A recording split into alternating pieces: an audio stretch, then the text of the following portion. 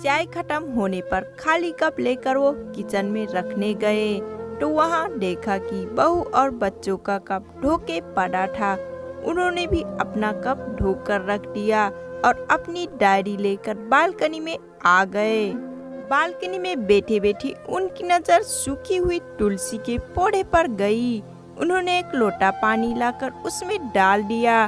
कुछ मिनटों बाद ध्यान से देखने पर उन्हें पता चला कि सूखी हुई तुलसी की पौधे में नई कुपले जैसे मुस्कुरा रही हो। टूटे याद आ गया कि निर्मला हर सुबह तुलसी को पानी और शाम को दिया दिखाती थी। अब तो शाम को ना तुलसी को ना ही भगवान के मंदिर में दिया जलता है। पता नहीं कितने संस्कार, इतनी अच्छी आदतें निर्मला अपने साथ ले गई थी।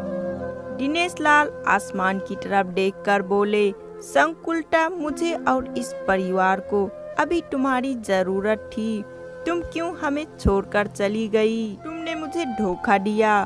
तुमने हमेशा साथ रहने का वचन तोड़ दिया। तुम मुझे अकेला छोड़कर चली गई।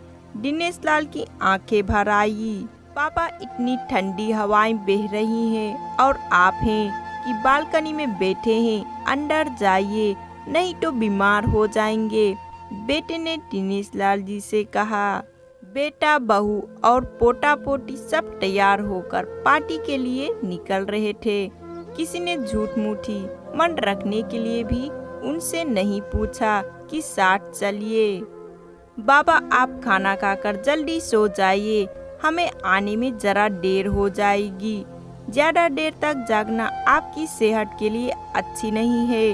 हमारे पास घर की दूसरी चाबी है, हमारी चिंता मत कीजिए, बेटे ने जाते हुए कहा।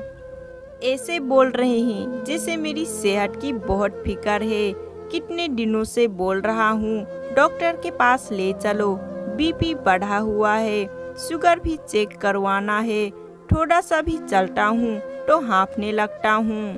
बेटा कहता है कि बुढ़ापे में ये सब तो होता ही है, ज्यादा भरम मत पालिए।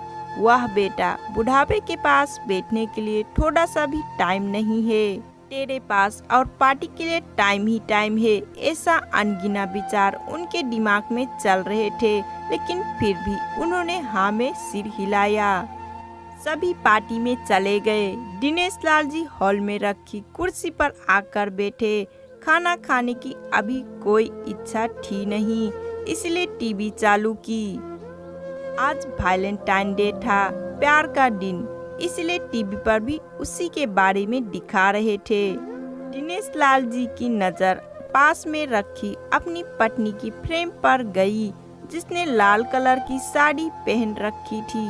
प्यार तो उन्होंने भी खूब किया था निर्मला जी से, पूरी जिंदगी किया था, जी जान से किया था, लेकिन कभी बोल नहीं पाए।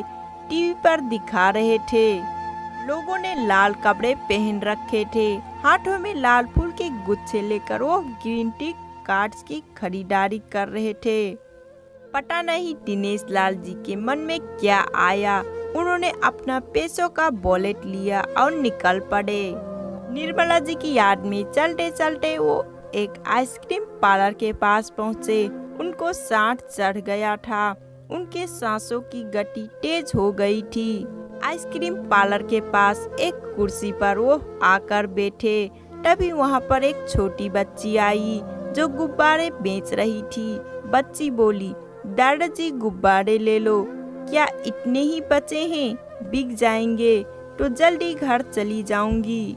दिनेश लाल जी ने देखा 10-12 रंग बिरंगे गुब्बारे थे। उन्हें याद आया कि निर्मला जी को भी गुब्बारे बहुत पसंद थे, लेकिन अब गुब्बारे लेकर क्या करूं? उन्हें बच्ची की आंखों में सच्ची और आस दिखी। उन्होंने 200 दिए और सारे गुब्बारे खरीद लिए। उन्हें फिर से निर्मला जी की याद आई, क्योंकि वो भी घर से निकलते समय हमेशा थोड़े एक्स्ट्रा पैसे लेकर निकलती थी और किसी न किसी जरूरतमंद की मदद किया करती थी। कभी वो टोक कहती, हमें भगवान ने लाने वालों के नहीं, देने वालों के लाइन में खड़ा किया है, और थोड़े से रुपये के बदले में लाखों की दुआएं मिलती है, तो मुझे टोका मत कीजिए। आंखों में आंसू के साथ दिनेश लाल जी खड़े हुए रास्ते के बीचों बीच आए।